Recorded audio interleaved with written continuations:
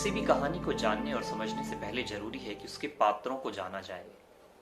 और श्रीमद् भगवत गीता में, इस महापुराण में हमारे पास दो महत्वपूर्ण पात्र हैं। पहले अर्जुन और दूसरे स्वयं भगवान श्री कृष्ण। मेरे पास तो ऐसे शब्द हैं ही नहीं जो मैं श्री कृष्ण की व्याख्या आप लोगों के सामने कर पाऊं। और यकीन कीजिए, हर वो इंसान जो ये दावा करता है कि वो श्री कृष्ण के चराचर रूप को जान गया है, या तो भ्रमित है या अपने ही अहंकार में उलझा हुआ है।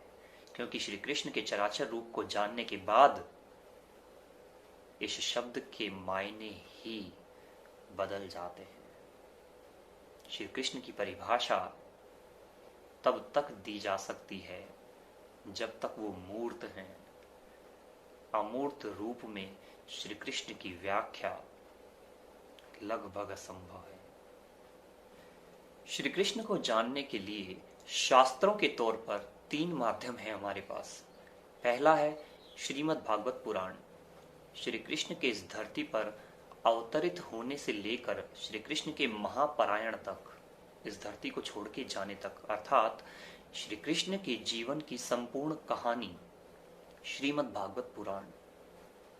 दूसरा है महाभारत, इस दुनिया का सबसे भयंकर, प्रलयंकारी, विध्वंसकारी युद्ध। क्या है महाभारत? एक तरफ पांडु के पुत्र हैं पांडव, जो अपने ही राज्य से निष्कासित हैं और धर्म की लड़ाई लड़ रहे हैं, और दूसरा कौरव, जो संख्या बल में ज्यादा हैं और अधर्म के साथ हैं। पहली बात तो श्री कृष्ण चाहते ही नहीं थे कि महाभारत का युद्ध हो, क्योंकि उन्हें पता था इस युद्ध के बाद जो परिणाम निकल कर आने वाले हैं, वहां की प्रजा को, हस्तिनापुर की प्रजा को जो संकट इस युद्ध के बाद झेलने पड़ेंगे, वो बहुत भयानक और भयावह होने वाले हैं। इसीलिए श्री कृष्ण नहीं चाहते थे कि युद्ध हो, और पांडवों का संधि प्रस्ताव लेकर वो युद्ध से पहले कौरवों के पास इसी वजह से गए थे। दूसरी बात, भगवान श्री कृष्ण स्वयं इस युद्ध का पात्र हैं। पहला तो अर्जुन के रथ के सारथी बने हुए हैं, निहत्ते हैं, शस्त्र नहीं उठाएंगे लेकिन धर्म के साथ रहेंगे, और अर्जुन के रथ का सारथी बने हुए हैं। दूसरा, भगवान श्री कृष्ण की अक्षौहिणी सेना इस युद्ध में कौरवों के साथ है। अब सोचने वाली बात यह है कि श्री कृष्ण जो स्वयं धर्म के साथ हैं, अपनी ही प्रजा को, अपने ही सैनिकों को अधर्म के साथ कैसे कर सकते हैं? ये बात देखने में जितनी विचित्र लगती है, उतनी ही गहरी है। क्योंकि धर्म और अधर्म की परिभाषा जितनी हमें नजर आती है, केवल उतनी सी नहीं है। श्री कृष्ण को जानने का तीसरा माध्यम है हमारे पास एक ऐसा ग्रंथ जो इस पूरी दुनिया पर छाया हुआ है, एक ऐसा ग्रंथ जो स्वयं भगवान श्री कृष्ण के मुखारविंद से उच्चारित है, श्रीमद् भगवत गीता।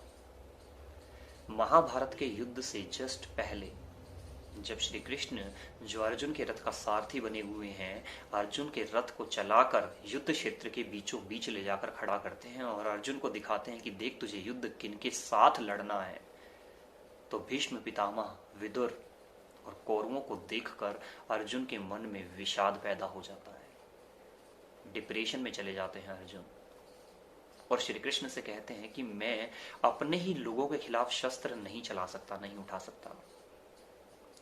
तब अर्जुन के उस विषाद को मिटाने के लिए, अर्जुन के डिप्रेशन को मिटाने के लिए, अर्जुन को धर्म और अधर्म की परिभाषा समझाने के लिए श्री कृष्ण ने इस ब्रह्मांड के फोर्थ डायमेंशन, चौथे आयाम को, जिसे हम टाइम के नाम से जानते हैं, श्री कृष्ण ने वक्त को रोक दिया और अर्जुन को जो ज्ञान दिया, समझाने के लिए श्री कृष्ण के मुख से जो शब्द उच्चारित हुए, वो महाकाव्य श्रीमद् भगवत गीता बना।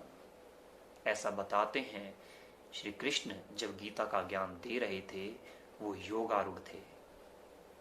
इसका मतलब श्री कृष्ण के मुख से निकलने वाले शब्द स्वयं काल बोल रहा था, यानी कि स्वयं ब्रह्म बोल रहे थे, जिन्होंने इस सृष्टि को बनाया है।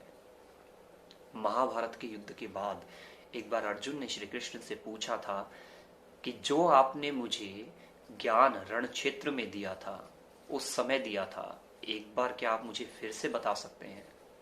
तब श्री कृष्ण ने कहा कि उस समय मैं योग में था, योग निद्रा में था। इस कहानी के दूसरे पात्र हैं अर्जुन, और अर्जुन की भूमिका श्रीमद् भगवद गीता में इसलिए महत्वपूर्ण है क्योंकि अर्जुन इस गीता में भगवान श्री कृष्ण के शिष्य हैं, स्टूडेंट हैं। और किसी भी ज्ञान में शिष्य की भूमिका इसलिए महत्वपूर्ण होती है क्योंकि उस ज्ञान का भविष्य में समाज पर, सोसाइटी में पड़ने वाला वाइड इम्पैक्ट, व्यापक प्रभाव कितना है, इस बात को उस ज्ञान को लेने वाला शिष्य तय करता है।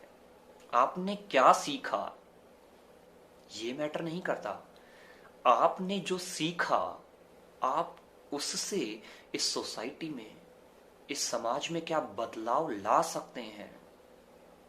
आपका ही वो ज्ञान इस समाज के किस काम आ सकता है, ये महत्वपूर्ण है। क्योंकि केवल ज्ञानार्जन करना आपका स्वार्थ निहित होना बताता है।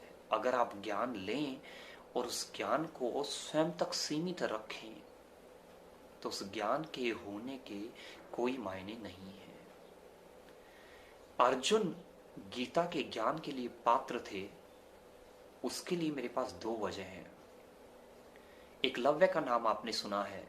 गुरु द्रोणाचार्य ने एकलव्य से दक्षिणा स्वरूप जब एकलव्य का अंगूठा मांग लिया था तो आप ताजुब करेंगे, उस समय इस बात का, उस गुरु दक्षिणा का सबसे ज्यादा विरोध करने वाला अगर कोई था तो वो अर्जुन थे। दूसरी बात, पांडवों के अज्ञातवास के दौरान देवराज इंद्र एक बार अर्जुन को स्वर्ग भ्रमण पर लेकर गए और स्वर्ग की अप्सरा उर्वशी का मन अर्जुन पर आ गया, वो अर्जुन पर मोहित हो गई और देवराज इंद्र के कहने पर उर्वशी अर्जुन के समीप चली गई, उसके पास चली गई। पर अर्जुन ने उर्वशी को बिना हाथ लगाए वहां से विदा कर दिया और ये कहा कि ये धर्म विमुख है, मैं किसी पराई स्त्री को स्पर्श नहीं करूंगा। किसी भी ज्ञान को लेने वाला शिष्य उस ज्ञान की भूमिका में बहुत महत्वपूर्ण होता है। इस दुनिया में ज्ञान से बड़ा कोई शस्त्र नहीं है, बशर्ते वो ज्ञान किन्हीं योग्य हाथों में गया हो। अगर ज्ञान कुपित हाथों में जाता है, अयोग्य हाथों में जाता है, तो वो विनाश लेकर आएगा या विकास लेकर आएगा? यथासंभव वो विनाश लेकर आएगा। इसीलिए इस ज्ञान को ग्रहण करने से पहले अपने आप को इस ज्ञान के योग्य बनाइए। और मैं क्षमा चाहूंगा आपसे, अगर आप प्रिंसिपल में बिलीव नहीं रखते, एथिक्स में बिलीव नहीं करते, अगर आप धर्म में विश्वास नहीं रखते, तो श्रीमद् भगवत गीता का ज्ञान आपके लिए